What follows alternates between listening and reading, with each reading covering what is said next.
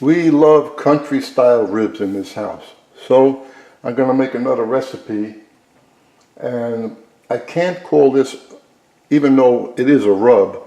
If I say country style ribs with a rub, I already have a rub recipe. So I listed it as horseradish plus spices. So we take the piece of pork and just lay it down in that rub. Now if you find that, let's say, some of your spices are a little chunky and not smooth, well, do what I did today. I just put them in my little Cuisinart and ran it. Sometimes you get lumps. Maybe a little moisture gets in there. Anyway, this is dry, and I'm going to cook this in a convection oven. And I'm going to put this on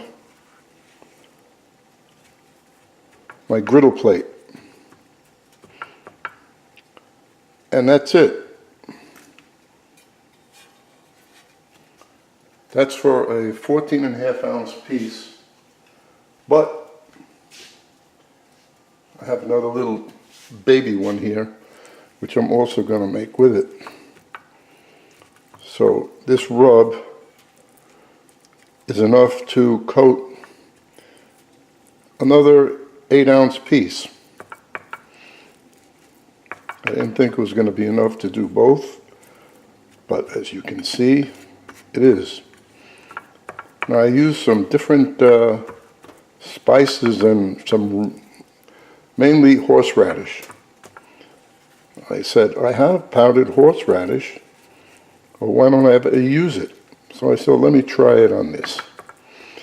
You know, you try things, if people, if I like it when it's done, that means you're watching this video. If I feel that it has a horrible flavor with this mix, you would never know because you wouldn't be viewing the video. Anyway, it's all dry stuff that I used. No fresh anything on this because I'm looking for this type of finish. It's going to be dry on the outside, and since there's sugar in there, maybe you will get a little color. If you don't want to use sugar, well, try it with something else. If you put honey on it, it's just a pain in the neck to work with. You can use, I used white sugar because I was too lazy to open the package of brown. The white sugar is right on the counter. Anyway, that is, I used all of it up and it coated just enough.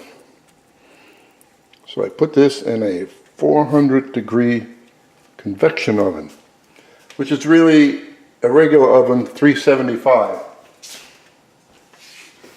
And the amount of time that it takes, I'll record, and it'll be on the description, which is right under the video. You have to look at that to see the ingredients. A lot of people just look at the video and go, where are the ingredients? Scroll down a little and you'll see it. All the information is there. So that's about all I have to say until I put this in the oven. Of course, you know, this piece here, this smaller piece is going to cook a few minutes before this one is done. And then I'm going to slice it this way and then serve it. Hold on. Okay, so the oven was heated to 400 degrees convection, not preheated, because what does preheat mean? You heated it. And there that goes. I'll set my timer for 20 minutes and then take a look at it. Okay, it's been 20 minutes. Let's take a look at what we have here.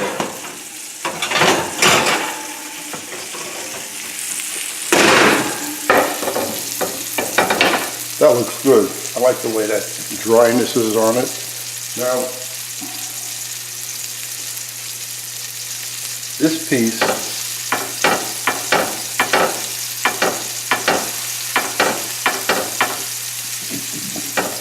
I say that piece is done. But you see how it's thin over here? Oh, you can't see that. It's thin here, it's thicker there. But you still don't want to have it overcooked. So we'll cut into this and take a look. Pink, a little bit pink. That piece is done. Because when you get over to this area, it's going to be cooked much more. Look at that. Okay? That is just fine. This one, we're going to leave in for another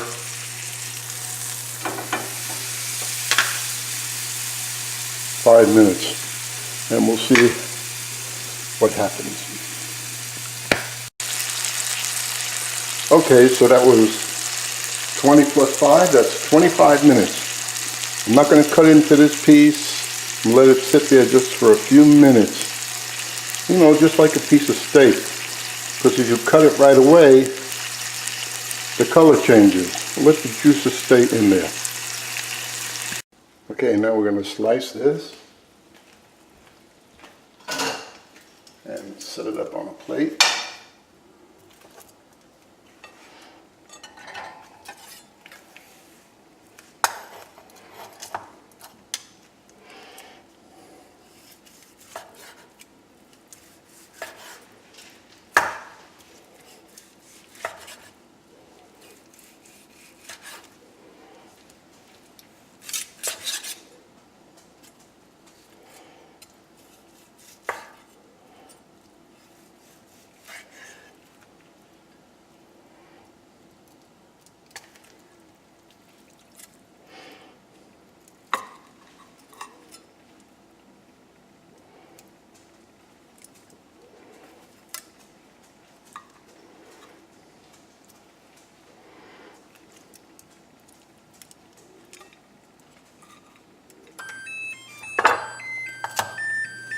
That looks good and